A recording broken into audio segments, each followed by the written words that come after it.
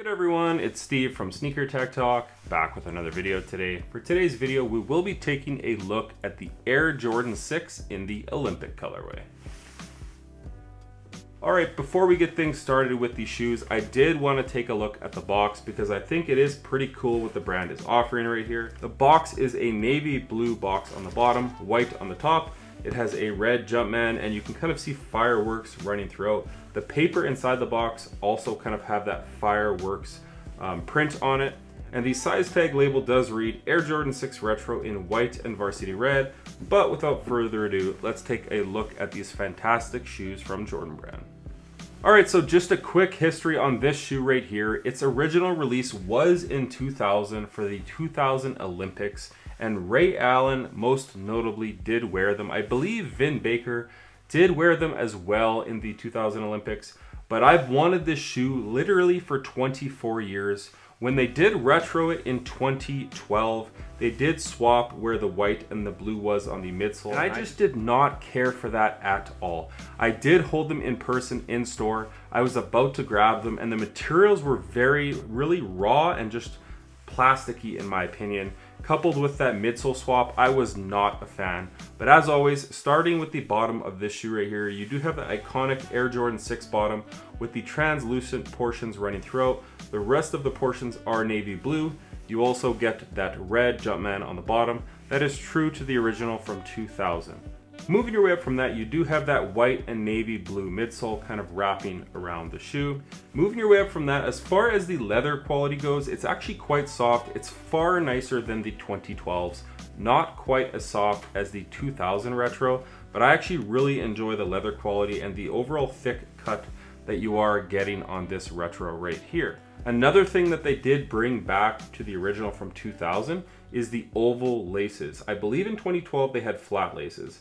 Back in 2000 they did have oval laces and they did bring that back as well. You also get the red Jumpman lace toggle with a white Jumpman on it right here.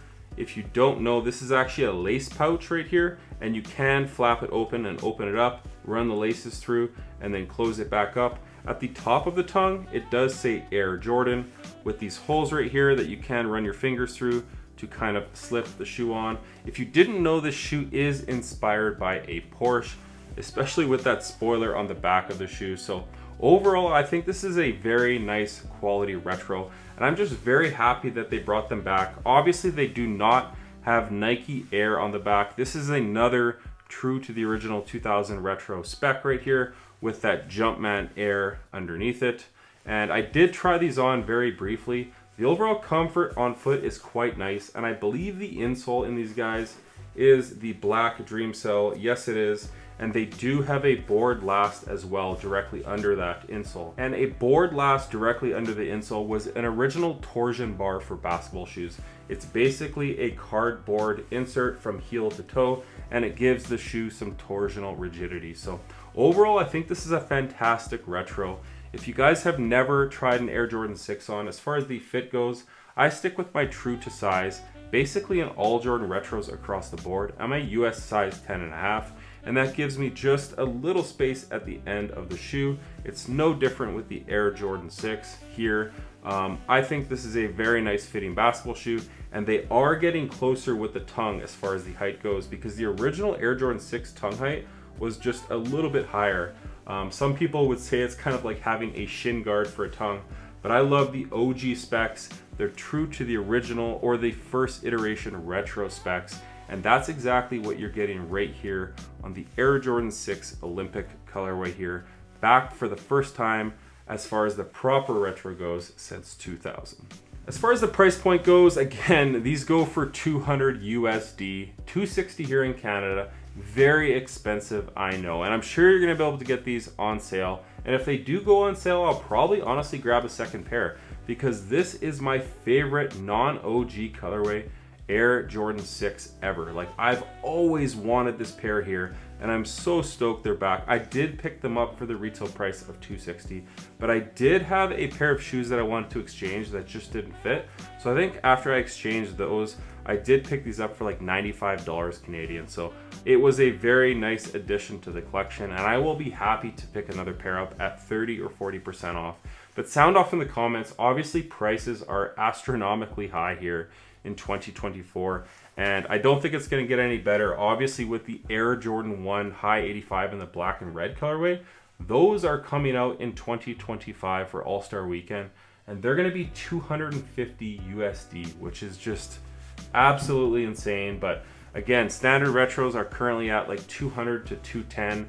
Some special editions are at 225, which I think is ridiculous. But if you do wait long enough, again, most retros nowadays do go on sale.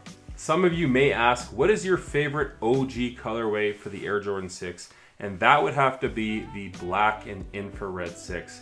This is just such a perfect shoe. This 2019 retro was actually very nice as well. They did add those 3M hits under the perforations on the upper. They did come with the Nike Air logo at the back, and just a fantastic overall retro. I do have the maroons, the carmines, and I'm still waiting on the sport blue or September blues with the Nike Air on the back, and the white infrareds. Those have retroed twice, and not a proper retro as far as materials, shape, and especially that Nike Air. So I'm still waiting for a proper white infrared retro. That's another original colorway that I just love. But my favorite original Air Jordan 6 would definitely have to be the black and infrared, his first shoe that he did win an NBA championship in. So both of these shoes right here are just very near and dear to my heart as far as colorway goes, because I was 12 years old when these did first come out, and seeing Ray Allen wear them back in the 2000 Olympics, I just wanted a pair so bad, but there was no way my parents were paying that retail price point.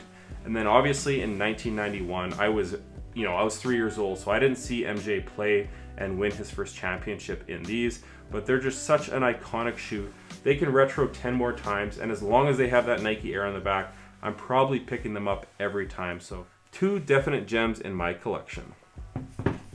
Now, I believe it was in 2008, I just wanted to mention as well that they did come out with another Olympic retro. It was kind of a multicolored upper and just colorway in general. It did have some patent leather hits and had this really crazy kind of stitch feature on the toe box. Not a fan of those at all. This is the only Air Jordan 6 Olympic colorway, in my opinion, that I care about, and it's back for the first time in proper retro form, and I'm very stoked about it. As far as the cushioning goes on the Air Jordan 6s, if you didn't know, they do have a polyurethane midsole, which is actually quite soft in the new and updated Air Jordan 6s. At the back of the shoe right here, you do have an encapsulated air sole unit at the back of the shoe with that little window on the lateral and medial side.